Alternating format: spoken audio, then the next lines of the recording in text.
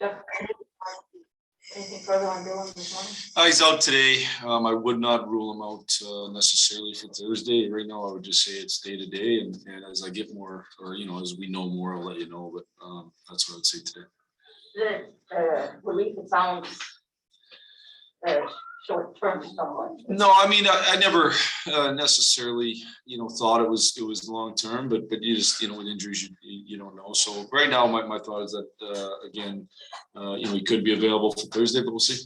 And Tyler, it's good to go tonight. Tyler, I think Tyler will be ready to go tonight. Nicholas Lidstrom, you certainly got to know him over the years. How much of a resource do you expect it to be for you, just having him to somebody to bounce off? Yeah, well, Nick's obviously an extremely intelligent person, extremely intelligent hockey guy.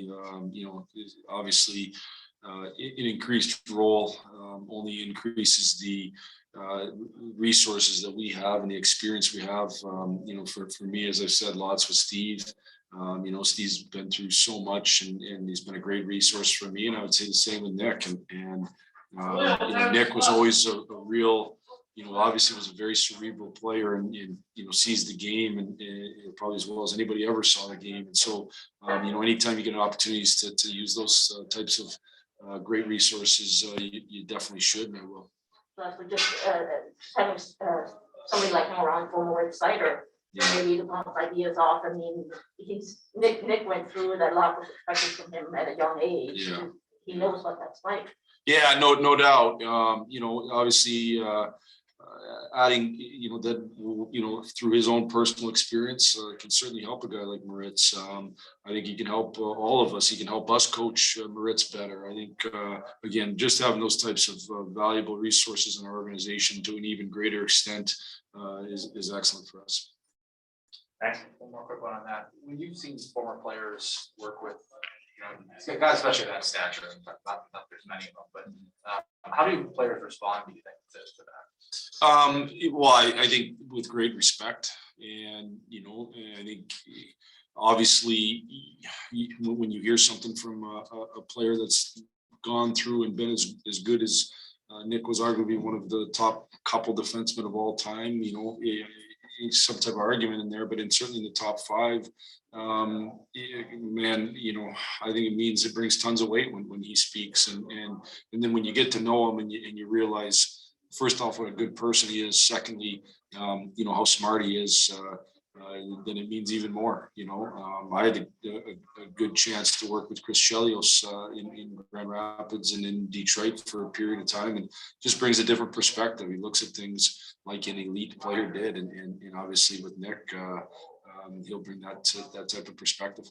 He was talking about how he's going to kind of be involved in all aspects and kind of find where he feels most comfortable. I know you've done a little bit of scouting even, and how do you kind of know, obviously you've been around hockey your whole life, how do you figure out which is your lane?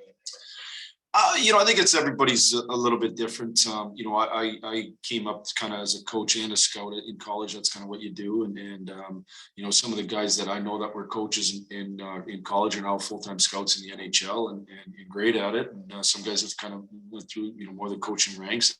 Obviously, there's a management side in the NHL that's different. And there's a lot of aspects of that. There's running teams, whether it's the American League team or obviously NHL teams. There's, amateur scouting, there's pro scouting. There's a lot of different aspects. So probably, I don't want to speak for Nick or for Steve, but ultimately, I think for anybody, they find where they can add the most value. And usually that's the kind of the direction that person ends up going. And then on Danny, obviously he wasn't in the other night. What were the conversations with him been? I don't know if it's necessarily looking to see from him. I don't know that it's any knock on Danny at all as a player. I think we have 7, I've said this from the beginning of the year. We've got, at the beginning of the year, I thought we had 8 NHL defensemen. I thought we had 7. And at that point, if I'm going to put Hosterley back in, which I wanted to do, I thought, after the game we had in LA, he needed to go back in, and somebody has to come out. And there's a lot that go into who comes out. And Danny's a good player, and he's going to be a good player for us moving forward. He'll play important minutes for us for sure. But I had to choose somebody to come out. He's a left shot. They play somewhat similar, and so that was the decision we made. Thanks. Yep. Answer, guy. Yeah, Jeff, with Dylan out tonight, does that mean Fabry goes back to center, and just how beneficial is it to have a guy like that that can move in when you need a guy to go into that, step into that top center spot? Yeah, Fabs will go back to that center spot answer, and I think it's been really beneficial for us. I think what he's done, those are not easy spots to go into. Not everybody can play in those kind of top line type minutes, and what Fabs has done in the few times he's shown he can. He does a good job, I think, well, he's done a really good job when he's kind of gotten a groove of winning faceoffs. He competes hard down low. It's ultimately his natural position. He feels comfortable with it, and he can make plays with those guys. So that's how we'll start the game. We'll see how the game goes. Thanks. Yep. Ted Colton. Max stole my thunder on most of those questions, but just what have you thought about Jordan coming into the lineup? He hasn't played a ton, but when he has played, seems like he's made a positive contribution for you. Yeah, I think Jordan's done a good job. I think he's, again, he went for a long period of time at the beginning of the year, didn't play. I got in for like a game then out. And then when he went back in, I thought he did a real good job. Like any other player, the more you play, the more confident I think you generally are. And he's gained his confidence, I think. And, he's a pretty, I guess I don't want to use serviceable in a sense of good, fine player. He's a good player, but he can kind of fill a lot of different things. He can PK, he can move a puck, he can defend with his skating. So, I think he can fill a lot of different roles. And again, he's a good player. And I like the situation we're in where I have to make hard decisions with guys that I think can help us. And sometimes, not sometimes, a lot of times guys are sitting out that I know are good players. And it's just the reality of it. He's been in that boat. And, right now Danny's in that boat, but they're all going to have a big impact on our year. It has kind of created, I don't know what the right word is. I mean, created just more competition back there and maybe just overall better quality of play, you think?